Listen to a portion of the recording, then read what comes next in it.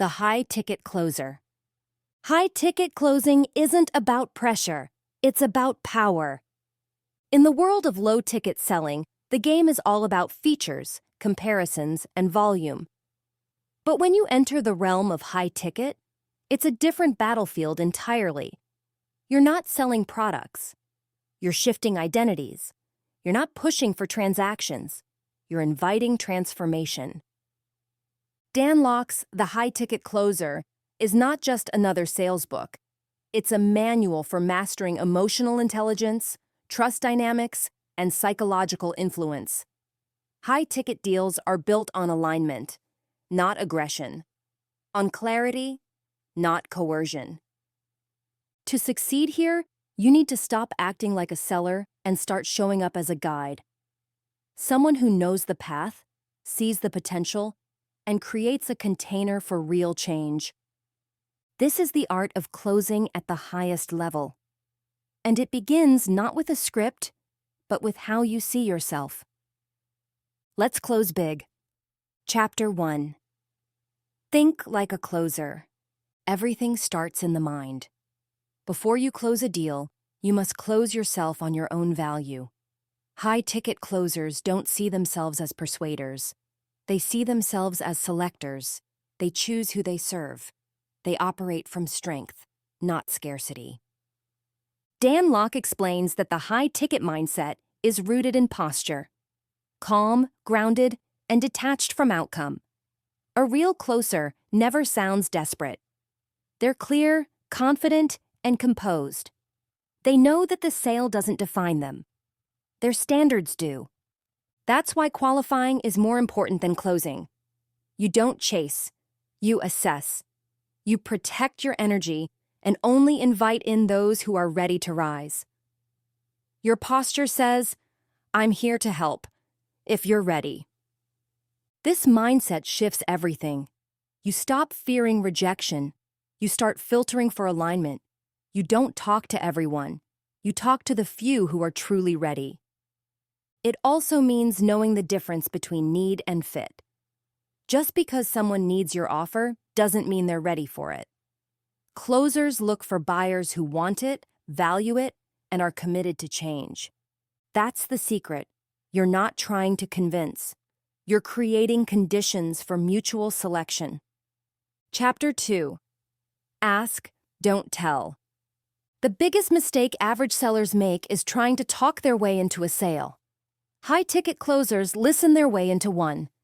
They ask questions that open minds, surface truth, and bring buried pain to light. Dan Lok teaches that sales is not a monologue. It's a mirror. You're holding up a reflection for the buyer to see what's really going on. And you do that by asking questions that go deeper than surface needs. You don't ask, "What do you need?" You ask, "What happens if nothing changes in the next 6 months?" You ask, "How does this problem show up in your daily life?" You ask, "Who else is affected by this?" These questions do two things.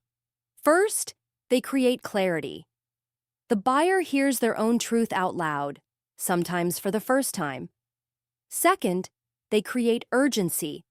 When someone verbalizes the cost of staying stuck, they become emotionally ready for change. But this only works if you listen, fully, deeply, patiently. No interrupting, no jumping into pitch, just presence. And when the buyer finally says, "Yes, that's exactly what's going on," that's when you know you're in the zone. You haven't convinced them. You've helped them see. Chapter 3. Frame the value, not the price. Every objection is rooted in uncertainty. And most price objections have nothing to do with price. They're signals that the value hasn't landed, that the buyer hasn't yet seen the gap between what they're paying and what they're gaining. Dan Lok teaches that value is not a bullet point. It's a feeling. It's the emotional weight of what your offer represents. The relief, the confidence, the speed, the transformation. When that value is felt, not just stated, the price becomes secondary. High-ticket closers are masters at stacking value. They don't just say what the offer includes. They communicate what it creates. They link each component of their offer to a specific result, outcome, or desire. If your offer saves time, make them feel the time they'll get back. If it eliminates stress, make them see the peace that's waiting.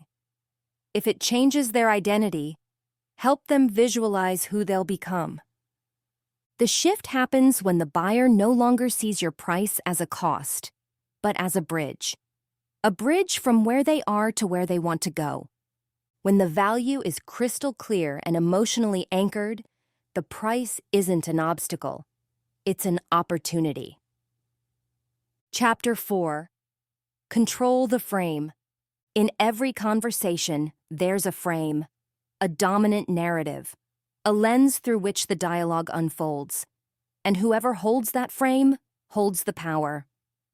Dan Lok teaches that high-ticket closers are frame controllers.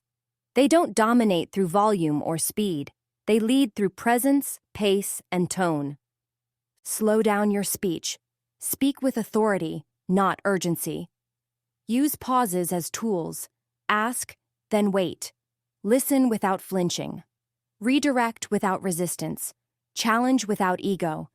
This is what separates amateurs from professionals. The frame isn't something you fight for. It's something you hold.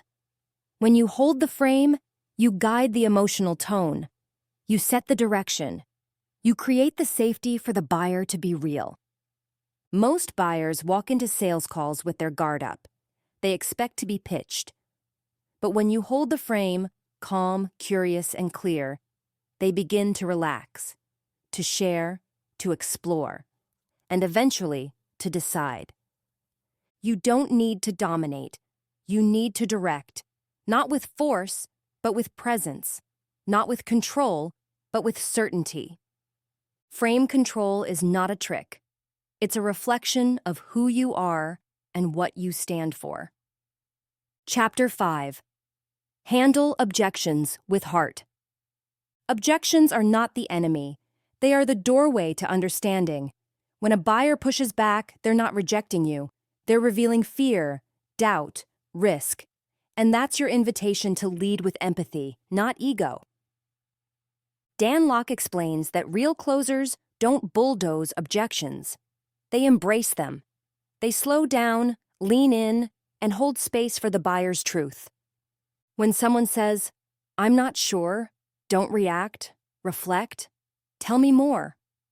What makes you feel that way? What's the real concern? You validate, not by agreeing, but by acknowledging. That's a fair point. A lot of people feel that way at first. Let's unpack that together. Then you reframe, not with force, but with insight. You bring them back to what they said they wanted. You remind them of what's at stake. You ask, what happens if nothing changes? Will this still be a problem in 90 days? A high-ticket closer isn't there to win an argument. They're there to hold a standard, to remind the buyer of their own vision, to walk with them through doubt and into decision. Objections aren't signs to stop. They're signals to serve. Deeper, wiser, and more human. This isn't sales. It's service at a higher level. The world doesn't need more pushy salespeople. It needs more powerful leaders. People who can communicate value with grace, who can hold space with certainty, who can invite transformation and honor the trust it takes to say yes. The high-ticket closer is more than a method. It's a mindset, a way of showing up in business and in life with integrity, posture, and purpose. This is not about tactics. It's about truth. You don't close deals. You open doors for the right people at the right time for the right reason. And that's how you change lives, including your own. This was The High-Ticket Closer by Dan Lok. Brought to you by Success Resources Books Insights. You don't need to become more. You need to become present. This is more than mindset. It's a mission. Keep seeking, keep growing, keep giving, and together, let's make the world rich again.